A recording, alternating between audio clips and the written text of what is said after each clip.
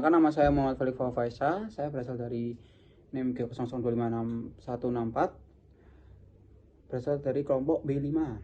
Di video kali ini saya akan menjelaskan tentang inhale anatomi 1.2 anatomi situs facialis. Oke. Situs facialis dalam bahasa Inggris, facialis kanal atau Volpone kanal adalah sebuah saluran atau terowongan tulang yang berliku-liku di dalam bagian petrous dari tulang temporal. Saluran ini berfungsi sebagai jalur dan pelindung bagi nervus facialis, saraf kranial 7, beserta cabang-cabangnya, mulai dari meatus, acousticus, internus, hingga foramen stylomatocyteus. Fungsi utama dari saluran ini adalah melindungi saraf wajah yang sangat penting tersebut dari cedera mekanis, sekaligus menjadi penuntun arah bagi persarafan ke berbagai organ target seperti otot-otot wajah, kelenjar ludah, kelenjar air mata, dan indera pengecap. Lanjutnya, batas wajah, situs facialis. Batas-batas anatomi wajah ada atas, ada bawah, ada medial, ada lateral.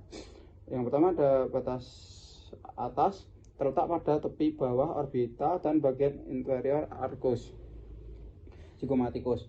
Di batas bawah ditandai oleh tepi bawah tulang mandibula. Batas medial mengikuti garis tengah wajah. Batas lateral dibatasi oleh auricula atau daun telinga.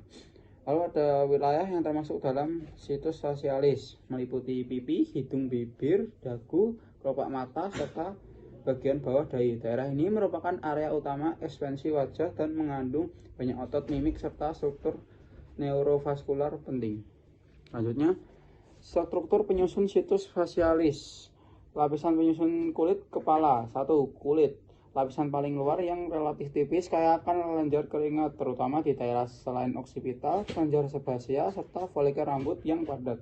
2. Lapisan kulit kedua ada jaringan ikat padat. Lapisan kedua yang berfungsi menopang menghubungkan struktur di sekitarnya, mengandung pembuluh darah dan saraf yang banyak, serta membantu menyalurkan nutrisi ke kulit dan kepala. Lapisan ketiga ada aponeurosis epicarani, merupakan lembaran jaringan fibrosa kuat yang menghubungkan otot frontal dan oksipital, memberikan kekuatan mekanik serta penjaga kestabilan kulit kepala. Lapisan keempat ada jaringan ikat longgar. Jaringan ikat longgar adalah lapisan yang memisahkan galea dari periosteum, bersifat lunak dan longgar, memungkinkan pergerakan kulit kepala terhadap tulang tengkorak. Juga menjadi jalur penyebaran infeksi atau darah hematoma bila terjadi cedera. Lapisan kelima ada periosteum. Lapisan yang terdalam yang melekat erat pada tulang tengkorak, tersusun atas membran fibrosa yang kaya pembuluh darah dan bertugas memberi nutrisi serta memperbaiki tulang bila terjadi kerusakan.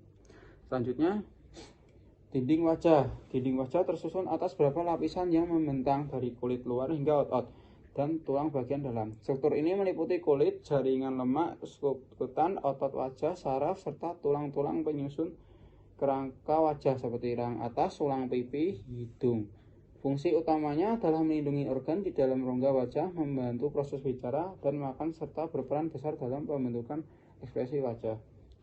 Nah, dinding wajah itu ada 3, dibedain ada 3, superior, inferior, posterior.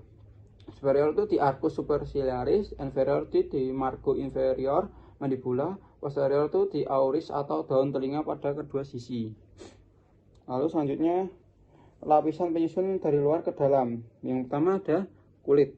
Kulit itu lapisan pelindung luar yang mengandung kelenjar keringat dan folikel rambut. Yang kedua ada tela subcutanea, lapisan lemak padat yang berfungsi sebagai bantalan dan tempat lalu lintas pembuluh darah. Otot mimik, otot-otot tipis yang mengatur berbagai ekspresi wajah. Keempat ada fascia profunda, jaringan ikat dalam yang membungkus otot dan memisahkan dari struktur di bawahnya. Yang terakhir ada otot masticatoria, kelompok otot yang berperan dalam gerakan mengunyah. Lanjut ada musculus facial. Musculus facialis merupakan kelompok otot yang berperan utama dalam ekspresi wajah, sehingga sering disebut juga otot mimik. Otot ini berasal dari otot tulang atau fascia, lalu menempel pada kulit sehingga mampu menghasilkan berbagai gerakan halus pada wajah. Berdasarkan letak, dan fungsinya. Musculus facialis dapat dibagi menjadi beberapa kelompok. Kelompok orbitalis terdiri atas otot-otot di sekitar mata yang berfungsi menutup, berkedip, dan menyiapkan mata. Terusnya diinnervasi oleh N facialis CN7, terutama cabang temporalis dan zygomatic. Lanjut, ada kelompok nasalis. Kelompok nasalis itu berada di sekitar hidung dan berperan dalam mengatur gerakan lubang hidung serta ekspresi yang melibatkan bagian nasal. Kelompok oralis meliputi otot-otot di sekitar mulut yang berlangsung jawab terhadap gerakan bibir saat berbicara, makan, dan tersenyum. Kelompok lain eksterfasial terdiri dari otot tambahan dari luar tiga kelompok utama, berperan dalam ekspresi bagian bawah wajah dan leher, misalnya plastisma. Lalu ada neurovaskularis wajah. Sistem neurovaskular wajah mencakup jaringan saraf dan pembuluh darah yang menyuplai seluruh struktur wajah. Bagian ini memiliki peran penting dalam fungsi sensorik, motorik, dan sirkulasi darah pada otot, mimik, kulit, serta jaringan di sekitarnya. Gangguan pada sistem ini dapat menyebabkan berbagai keluhan, misalnya nyeri hebat akibat tekanan pembuluh darah terhadap saraf, atau gangguan pendarahan darah superficial seperti munculnya pembuluh darah kecil yang tampak di kulit. Selain itu, area wajah memiliki banyak anastomosis yang memungkinkan aliran darah tetap berjalan meski salah satu jalur tersumbat, namun juga membuat infeksi mudah menyebar ke daerah lain termasuk rongga kranium. Oke, sekian dari saya. Terima kasih.